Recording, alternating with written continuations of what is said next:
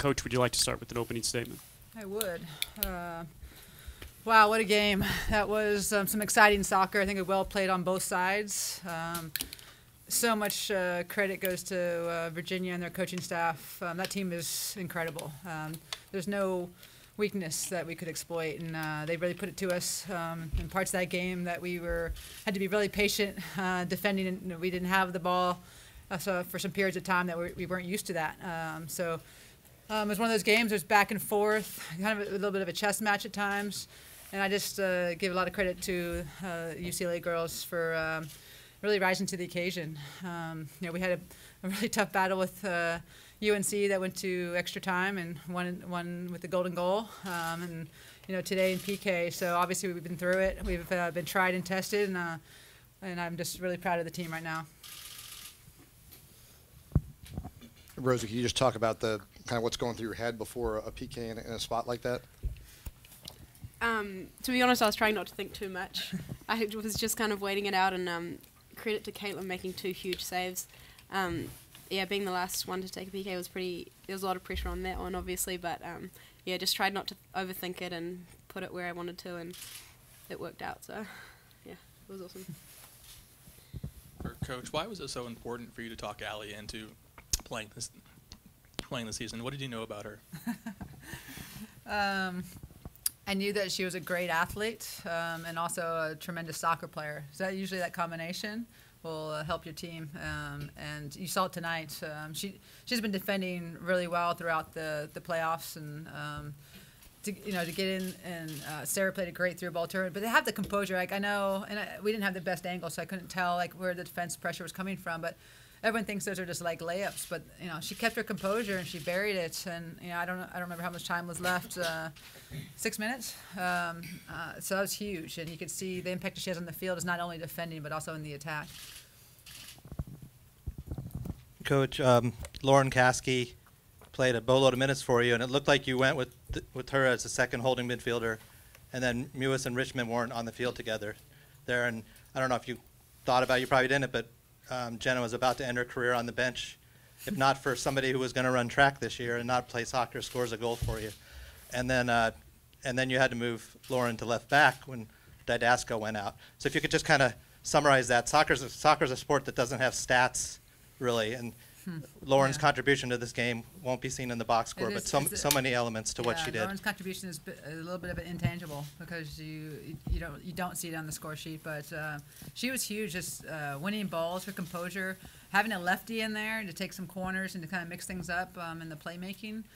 But she's played left back earlier in the year, and we kind of threw her back there. And she does things with a big smile on her face, and she just wants to be on the field. That's one thing I know about her. I could put her anywhere on the field, and she'd smile at me because she just wants to be on the field.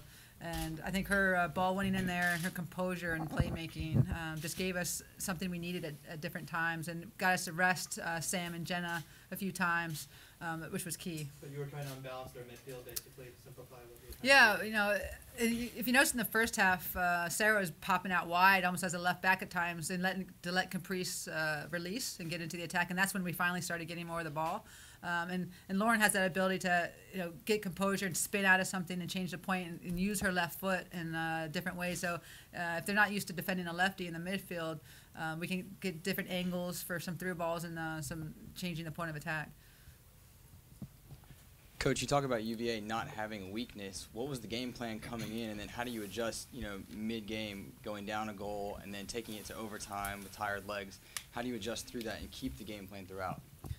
Well, we did go to a different formation the last 10 minutes when we were down a goal, just to press. And it's a formation we've played during the year, so the girls are used to it. And that's why Allie was so high on that. She was actually a midfielder at that point and not a right back. But really, the way she plays right back, she's the whole flank at times. But the game plan, we knew Virginia was going to have a bit of the ball, and so we just told them to be patient defending and don't get restless and just squeeze them in the corners. We want them, make it predictable, and we win the ball. Then we had to be patient, and that's what I think a little bit of our struggles early on in the first half. When we won the ball, we were so excited to get forward, and we were just going too fast. And once we settled down and got a hold of the ball, knocked it around, I think you saw the UCLA soccer team that's been playing all year. Right, Allie, you mentioned that you wouldn't be able to sleep if you had to watch your team win the national championship. So, and you won part of it. So, but at that moment, did you think that you ever be the one who had to score the goal to continue that run? No, I wasn't expecting that at all. And when I got the ball, I was like, oh my God, I can't mess up. Like, I have to put this away. And I don't know, this whole experience has just been surreal. And I'm so glad that Amanda made me pretty much come back. So, and I'm just happy to be here. And I would have definitely regretted my decision if I was watching them play in the championship game on TV. Couple of questions, Coach Cromwell. When do you start preparing for Florida State? Do you watch tape tonight? And a question for all of you. You guys are one step away from a national championship. What does it mean to you personally? I'll answer the first part. We start recovering right after the game and getting stretching. So really, that's the preparation where it starts. The recoveries, especially in a game that goes to overtime, our legs are going to be a little more tired. But our depth is something that's really propelled us all year long, and so we count on that. So tomorrow we'll do a bit of recovery and have the non-starters play a bit to just keep their touch and their form. And we're familiar. It's funny, we're playing Florida State coming from UCF. We've played them many times every season, basically for the last 14 years. When I was at UCF, we've played them almost every year. So I'm very familiar with that team. Josh, my assistant, was a director of ops there a couple years ago, not too long ago. So we will have the knowledge we need to have a game plan, a good game plan.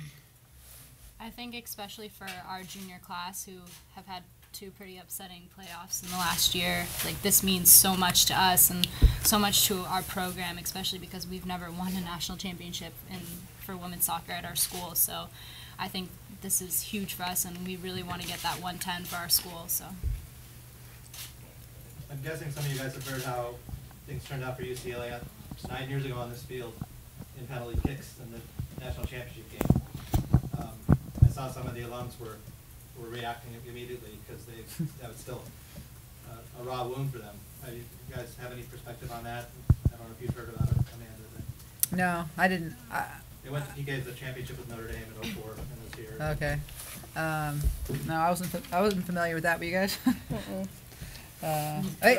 We've been, obviously, Jill Ellis is here, one of the coaches that's take the team to the Final Four many times, and one of the things I said to them in pregame is this: not only does this team deserve to win a national championship, I think this program deserves to win a national championship. And I think these girls have that feeling. They're playing for more than just themselves, and that's really cool. But the way they play and go after it, you can tell that how much this team unites together and plays for each other. And really, a lot of teams giving up the goal that we did would be a little bit like, oh, how did that happen? It's hard to dig out of that kind of mistake sometimes. And but we just kept pushing and fighting and scrapping, and that's what really has set the tone for the season. It's kind of as attractive as that game was, and I think on both sides, both teams, we are a grinded out team.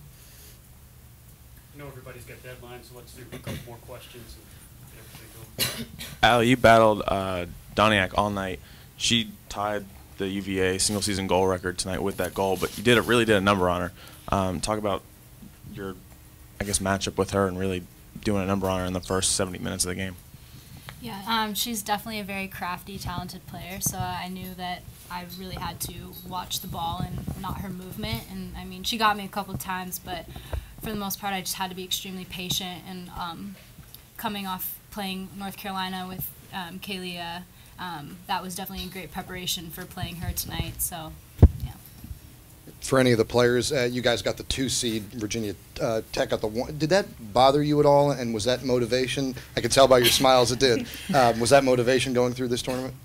Well, when I saw the 2, I thought, oh yeah, like we're the second 1 seed, and then everybody's like, no, Allie, that's 2 next to our name, and I was like, oh. So that was my first initial reaction. I think we were all pretty upset, but it kind of did put fire under us, and that's pretty much what got us here, I think. We knew how much work that we put in throughout the season, and we knew how much that we deserved to be a 1 seed, but it just put more fire under us, and if anything, it just motivated us more, and I think that's a big reason why we're here. For Allie, what was your thought process in walking away from soccer originally and choosing to focus on track?